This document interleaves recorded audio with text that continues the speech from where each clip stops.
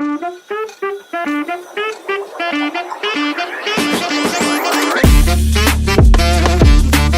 right, everyone, ready for a deep dive?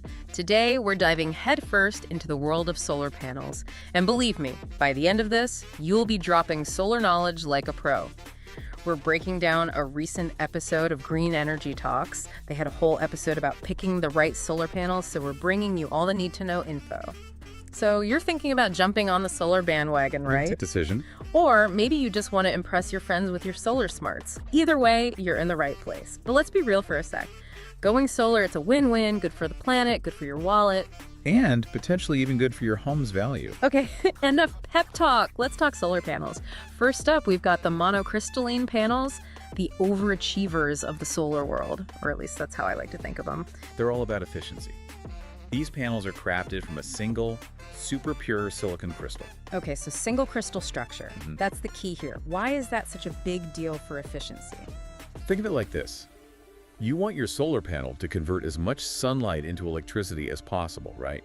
Right, makes sense. A single crystal structure means you've got this perfectly ordered grid of silicon atoms all lined up and ready to capture those photons from the sun. It's like having a team of expert solar panel installers all working in perfect harmony. Wow, a highly trained solar army. That paints a picture. Exactly. And that's why monocrystalline panels are known for their impressive efficiency. But there's always a catch, isn't there? Well, that level of precision comes with a price tag. Literally. Yeah, they're typically the most expensive option up front. Okay, so higher efficiency, longer lifespan, but you'll pay a premium for that. It's that classic trade-off. But hey, at least they look pretty sleek. I've seen those all-black monocrystalline panels. They look sharp. Yeah, they definitely have that modern aesthetic going for them. But there's got to be more to consider, right? All right. One thing to keep in mind is that they can be a bit sensitive to shade. Oh, that's right. So if you've got a lot of trees hanging over your roof, monocrystalline panels might not be the ideal choice. Good point.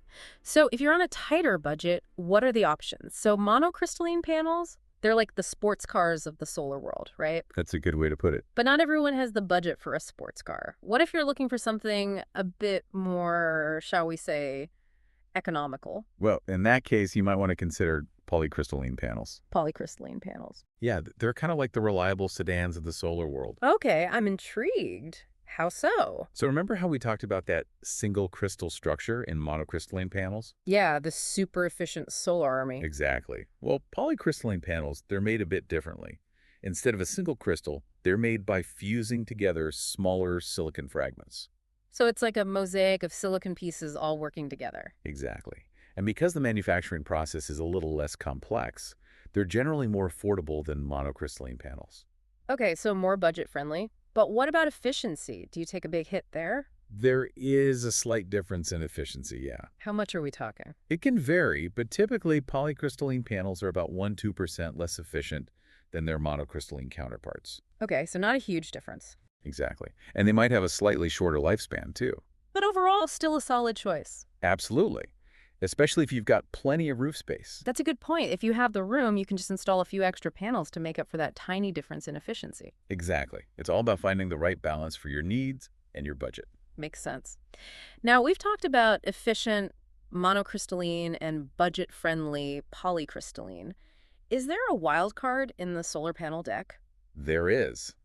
Let's talk about thin film panels. In the film panels. Now, those are the ones I've heard about being used on those super cool curved roofs. You got it. So they're like the chameleons of the solar world, adapting to all sorts of unique shapes and surfaces. Exactly. Think of them as flexible, adaptable, and able to conform to all sorts of unconventional designs. So if you're going for a more unique architectural look, thin film panels are the way to go. They could be a good option, yeah. And they're not just about aesthetics either. Oh. Tell me more.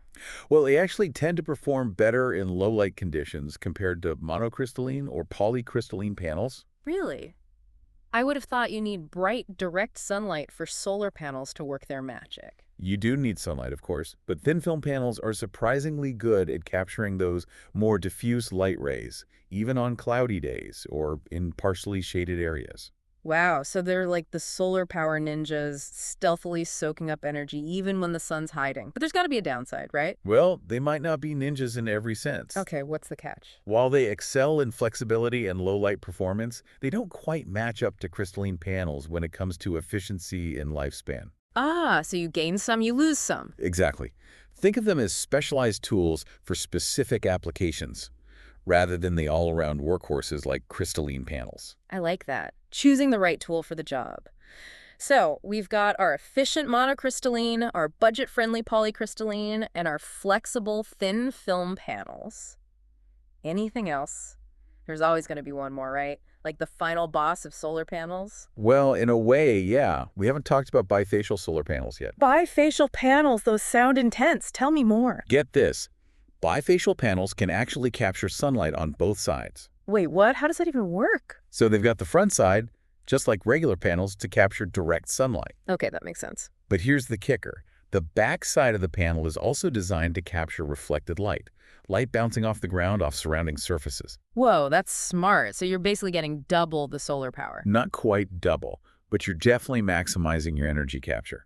Studies have shown that bifacial panels can generate up to 30% more electricity compared to traditional panels. 30%. That's a game changer. Sign me up.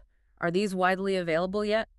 They're gaining popularity for sure, but they are a bit newer compared to the other types we've talked about. So maybe a good option for early adopters if you want to be on the cutting edge of solar tech. Absolutely. Wow, we've covered a lot of ground here. Monocrystalline, polycrystalline, thin film, bifacial. It's like the Avengers of solar panels. Each with their own superpowers. Exactly. But seriously, with all these options, how does someone even begin to choose the right panel for their needs? It can feel overwhelming, that's for sure. My best advice, start with a little self-reflection. What are your energy goals? What's your budget? What kind of roof are you working with? So it's like finding the perfect pair of jeans. You got to know your size and style before you start shopping. Exactly. Once you have a good understanding of your needs and priorities, you can start narrowing down the options. And don't be afraid to ask for help, right? Absolutely. Talk to installers, get multiple quotes, do your research. The more informed you are, the better decision you'll make. Knowledge is power, baby. Well, there you have it, folks. We've explored the ins and outs of solar panels, from their efficiency to their flexibility and everything in between.